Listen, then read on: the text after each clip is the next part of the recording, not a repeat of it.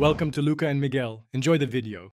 You start inside Brookhaven, walk to the radio or jukebox and open its music input.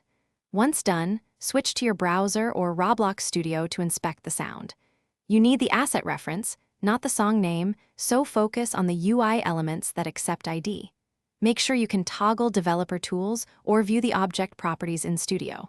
This is the first actionable step. Find where the game stores the audio reference, because that will reveal the numeric ID you need to copy and use. Next, locate the specific audio object inside the map hierarchy. In Studio, expand Workspace or GUI, select the radio, then check the sound or sound ID property. It contains a URL with the numeric ID. If you're using a browser, open Developer Tools and filter network requests for audio or look at element attributes that reference Roblox. com/assets. Once found, copy only the digits after the last slash. Make sure to avoid extra characters. You want the pure numeric. Finally, paste the numeric ID into Brookhaven's music input and hit play.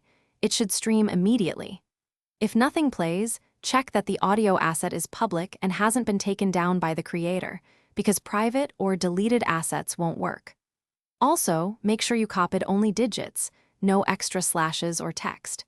If problems persist, restart the server or rejoin the game to clear caching and retry. One key troubleshooting tip: confirm asset permissions before hunting further.